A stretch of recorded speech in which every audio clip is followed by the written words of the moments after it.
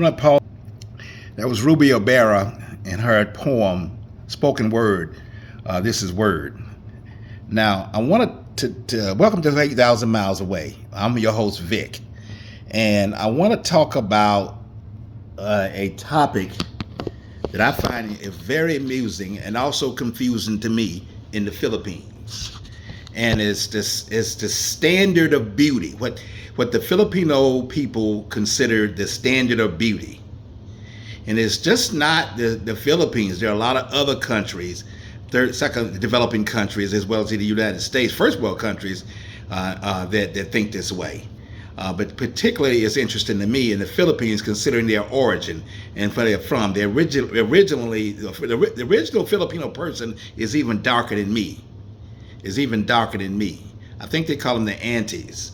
I may be pronouncing that wrong, but I think I'm pretty much close to it. But I do know the original Filipino person is ancestry is African American, or not African American, African, or dark-skinned for that matter. I wouldn't necessarily say African. I'm just going to say dark-skinned people of color. And through all what they've been through as a people, it's just interesting that they would have such a high standard of beauty for white. So I want to get into these videos here and help kind of put all this together. And then at the end, I'll come back with my close on this whole matter. So what I'm going to do, if this phone don't mess up, is we're going to take it to the screen. And we're going to take this video down here. And we're going to go to the first video that explains a lot of this. And it's, again, this video is by, it's called the Standard of Beauty for the Filipino. And let's check it out.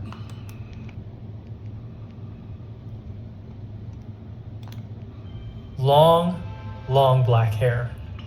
2, dark eyes. 3, a symmetrical face. 4, matangas na ilong, or a high, strong nose bridge. 5, slightly slanted eyes, but not too slanted. 6, slightly big eyes, but not too big. 7, a tiny waist. And of course, 8, flawless, white, and white skin. The end result would give you something like this, or this, or this. We see them in soap operas, in dramas, in movies, on billboards. All of our packaging looks like this. All of our artistas. It's called the Filipino beauty standard. Although not as widely known as the Korean beauty standard, the Filipino beauty standard is notorious. Notorious for being a goal so high that the average Filipino will spend their whole life trying to catch, but never make it. Filipinos take great pride in our Filipino beauty. In the Philippines, there are 3 national sports: basketball, boxing, and of course, pageants. Now, it sounds like a joke, but it's not. Pageants are serious business in the Philippines. It's a professional sport. From a little child, girls are trained in the way of beauty and pageants, with the parents' hope that one day their child would walk on the global stage. I'm so sorry. I told you that I'm so confident. Wait. Well, quiet please. The US has a Super Bowl. Other countries have the World Cup. In the Philippines, the Miss Universe contest is our golden arena. The Philippines has won 15 international beauty contests, including 4 Miss Universe wins. It's one thing Filipinos are actually really, really good at. And the one thing the world takes notice of, our Filipino beauty. Just do this. Walk through any grocery store in the Philippines, head down to the cosmetics section, one step in, and you'll be bombarded with advertisements, posters, and products of looking flawless, fair, and white. Skin is one of the most important things to a Filipino. Whitening lotion, whitening soap, whitening face wash, Pond's, Koji-san, Unilever, Olay, and of course, the king, Bello. Marketing to you the idea that if you want to be beautiful, you need to be white. Brown? unfortunately, is ugly. You need to be white. The Philippines' most beautiful faces share one secret. Now you too can reveal your rosy white glow. And if it's a goal that Filipinos can chase their whole entire life and never catch, then it's pretty much a guarantee that the money will keep coming in for these cosmetic companies. They're marketing to you this unrealistic dream in order to fill their pockets with more money. White plus papaya only takes a week. Helps make my skin so white, make my skin so smooth. One instant white skin. From Skin White, believe it.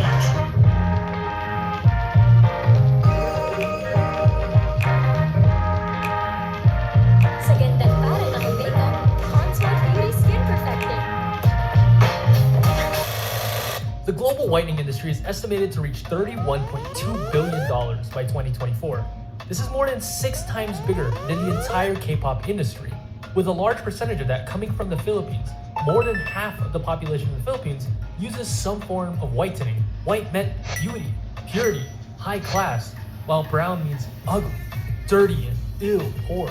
Filipinos every day in social situations are faced with this enormous pressure to be white, even though for most of us, our skin is naturally brown. The beauty standard in the Philippines is that the more lighter skinned you are, the more good looking or attractive you are seen. When I was younger, I was told I wasn't supposed to play outside too long because my skin would get darker. I was taught that lighter skin is the beauty standard.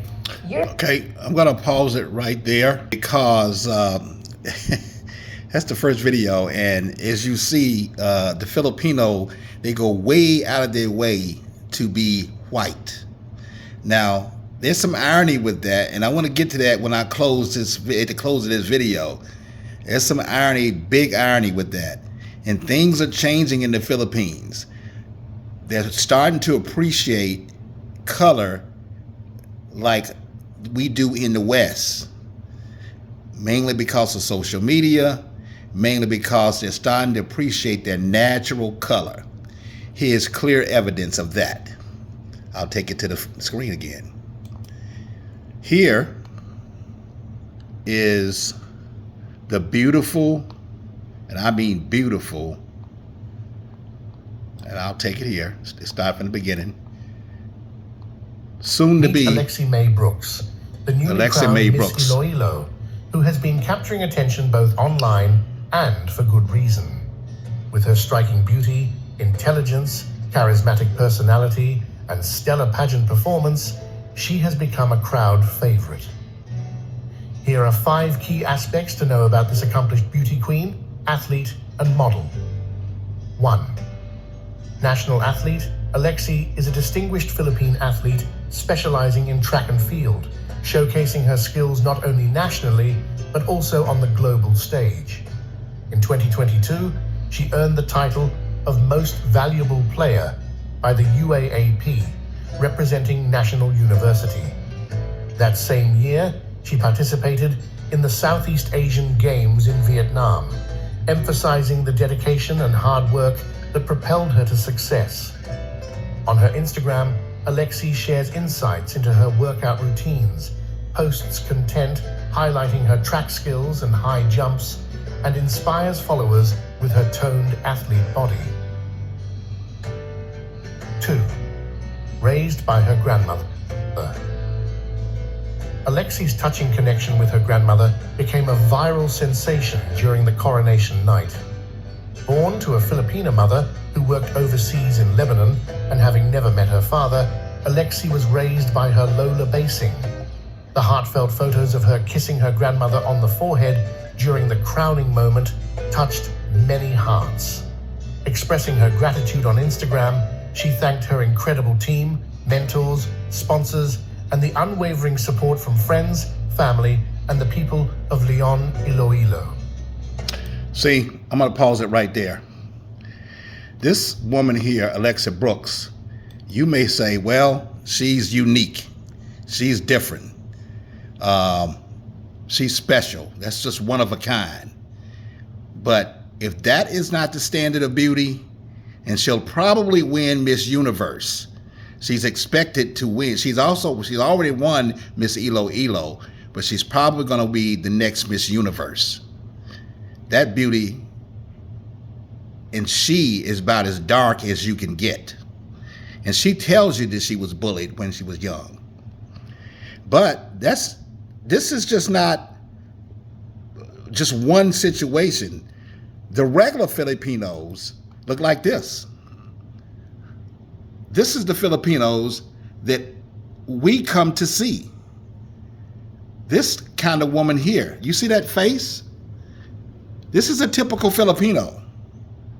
That there is a typical Filipino. Or this one here, I'll drag this one over if I can. Let's see if I can grab this one over while you look at this here. Hang on, see if I can get this over here. Should have already had it over there. Here it is here. Hold on, guys.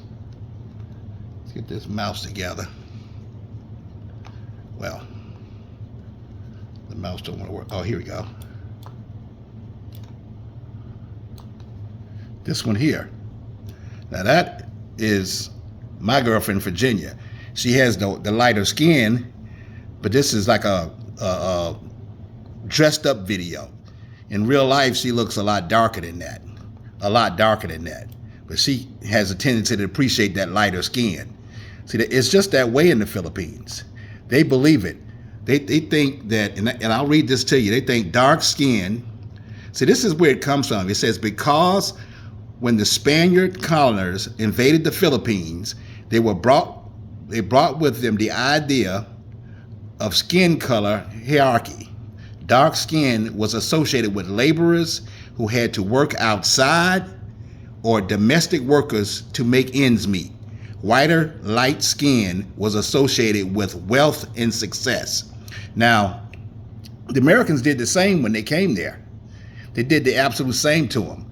So 2 times they've been colonized, and both were played on their colonial mentality. And it's sunk in well. And they just, for years, hadn't been able to change that. Now, I got one last video for you guys to play. And this right here is going to hit it home, and then I'll do my close. Let's play it. So I'm Filipino, and the last time I visited the Philippines, I ended up catching a cold. So I went to the drugstore to buy medicine for it, and I was walking through the store, and I came across an aisle like this one. And at first, the only thing that was even remotely remarkable about this aisle was the fact that there was just an utter abundance of lotion there. And I mean, who would ever need that much lotion in their life? That was pretty funny to me. But upon a closer look, I realized that all of the products that were there were for skin lightening. And for someone like me, who's on the darker end of the skin color spectrum, at least by Filipino standards, I wondered, why would someone ever want to strip their skin of its pigment? I mean, first of all, it's expensive, and it seems unnecessary. And as you're essentially bleaching your skin, it is obviously painful. But the sad truth of it all is that in the Philippines, having dark skin equates to being dirty, ugly, and poor. It's the reason why people don't leave their house without umbrellas, even when it's not raining, why they wear full-length pants and long-sleeve shirts in 110-degree weather, and it's why someone like me would walk into a drugstore fully stocked with skin lightening products. And in that moment, when I was looking at all of those products on the shelf that seemed to tell me that I shouldn't look the way that I do, I had never felt like more of an outsider. And I had never felt more ugly. So why? Why is skin lightening so prevalent in Southeast Asia, particularly in the Philippines? Well, long story short, the Philippines has a very long history of colonization, one that accumulates to hundreds of years even. And during this time, Native Filipinos were forced to relinquish their beliefs in favor of Eurocentric ones that their white oppressors believed were superior to theirs. And one of these was a new class system in which your skin color was a factor, i.e. the lighter your skin was, the higher your status was too. And soon enough, Filipinos began to try to fit into this white beauty standard of fair skin that was being imposed upon them. I'm Amanda from Greenville, North Carolina. Let's pull this up. I don't know why that's doing that. Okay, let's skip that. Go ahead. And sadly, this colonial ideal of anti-brownness has never left the people of the Philippines. Even now, my grandmother tells me, Bianca, you're so pretty, even though you're dark. And comments like these, comments about my skin, they rarely bother me, as someone who has always looked different from the people in my family. As you can see here, me on the right, I've always had darker skin than my relatives. My skin color was always a topic of conversation in my family. They teased me about it all the time. It was even a long-standing joke that I was far too dark to be related to my brothers or my mom, and that I just had to be adopted or something. So I was used to it by now. I was used to the unwanted attention, the mean comments, the criticism. But it didn't ever bother me that much because I knew they didn't mean it. To them, it was just funny. But when my grandmother said, she truly meant it, that I was only pretty for a brown girl, and that she would never see me as truly and wholly beautiful, and that was what hurt me the most. That I simply could never be beautiful in her eyes because my skin was brown instead of white. The first time my grandma told me this, I went to my mom about it, and she could obviously tell that I was bothered, so she reassured me that, my skin was something I should be proud of. I shouldn't feel insecure about it. It was something that made me beautiful. But how was I supposed to believe her? After all, I had grown up watching Filipino actors and actresses on TV, and they were all fair-skinned. And even if there was a dark-skinned actor or actress, they received far less screen time, and they were usually just there for comic relief. I started to feel even worse when I watched the Miss Universe pageants on television every year. And I started to notice this pattern that the Philippines had to send contestants who were half white and half Filipino, and they all had fair skin. And obviously these women are intelligent and gorgeous, but that made me think, why could I never see myself in these women? Why was it that they never looked like me? If these women were supposed to be the embodiments of beauty and grace and what it truly meant to be the ideal Filipino woman, then why didn't I look like them? Was it because brown girls like me, were we just not worth being shown? Maybe we weren't beautiful at all. I wanted to be them. So I wore sunscreen all the time. I avoided the sun at all costs, and I would aggressively exfoliate my skin every single day in hopes that I could scrub off the color off my face as if it were dirt. It was terrible, and I'm ashamed of admitting it now. And as unhealthy as it sounds, I found satisfaction in feeling like this gap between me and those fair-skinned women that I had always envied was getting a little bit smaller. That with every layer of skin that I was scrubbing off, I was getting closer to what I thought it meant to be beautiful. And after some time of trying to actively lighten my skin, I was experiencing physical pain from it. My skin was excruciatingly dry. I had scabs on my face. I was bleeding. It even became difficult for me to focus in school or even fall asleep because I was in so much pain. And that's when I realized that nothing was worth hurting that much. That my skin, the skin that I have now, it is the only skin that I will ever exist in. So who cares about what some colonials from hundreds of years ago had to say about what is beautiful and what's not? I should be taking care of my skin. I should love it and appreciate it. And you and I and all of us should just radically accept ourselves for who we are, as we are, and not feel that we have to change how we look for anyone but ourselves. So I tried to do just that. I broke my skin lightening habits, and slowly but surely, my perception of beauty and my perception of myself too, it changed. And now I think, how could I have ever been ashamed of my skin? Ashamed of the color of generations of Native Filipinos who not only existed but thrived long before the Spanish colonials thought they had discovered them. And I'm proud to say that now I can look at fair-skinned women that I once envied and not feel any ounce of jealousy. That I can look in the mirror and appreciate my skin for what it is, a product of the history, resilience, and beauty of the Filipinos who came before me. Unfortunately, this is not a realization that everybody comes to. Today, the skin lightening industry, an industry built off of the self-hate and insecurities of vulnerable individuals, is a multi-billion-dollar industry. Millions of people worldwide, they're willing to buy pills, undergo surgeries just to lighten their skin. And the people who can't afford the surgeries or the medication to achieve the look, They'll buy cheaper products with dangerous chemicals in it, some of which have even been linked to having mercury poisoning. And colorism has effects far beyond just a person's confidence or their physical health. People with darker skin, at least in the Philippines, are more likely to get bullied for their appearance. They have harder times getting hired over fair-skinned individuals, and the colorism they face has been linked to depression, anxiety, and other mental illnesses. So, what can we do to stop this problem?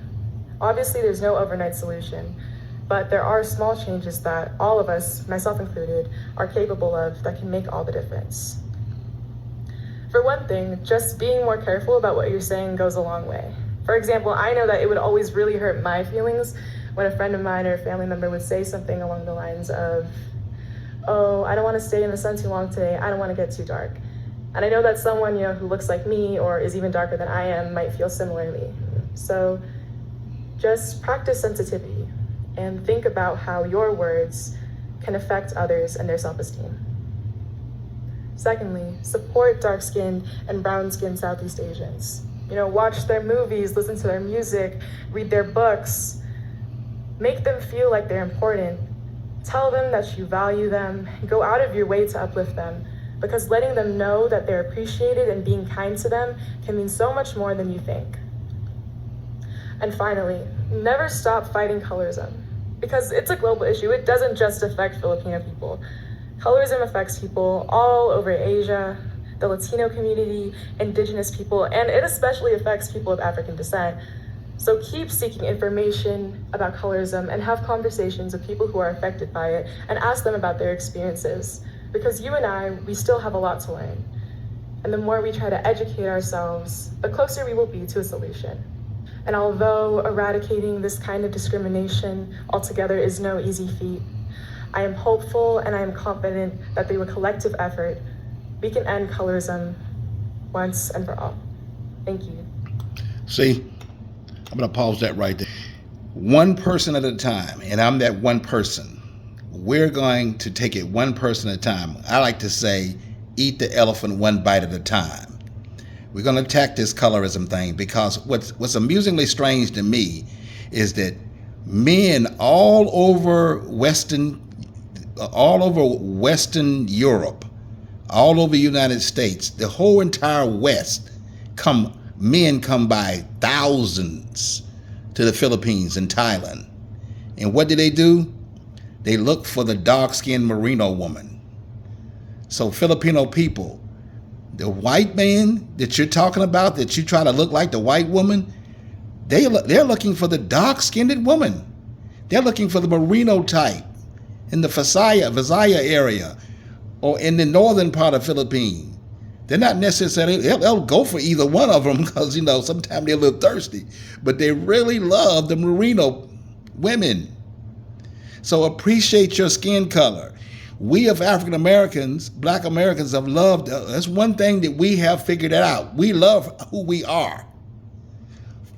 Some people have some issues, but for the most part, black is beautiful here. And we've arrived. And we're pulling for you guys to arrive. 100%. So let me know what you think about this video. Let me know how we can change this one person at a time and learn them to appreciate color and love us all as a race of people. I'll holler at you later. This is Vic with 8,000 Miles Away. We'll see you on the next video. Peace.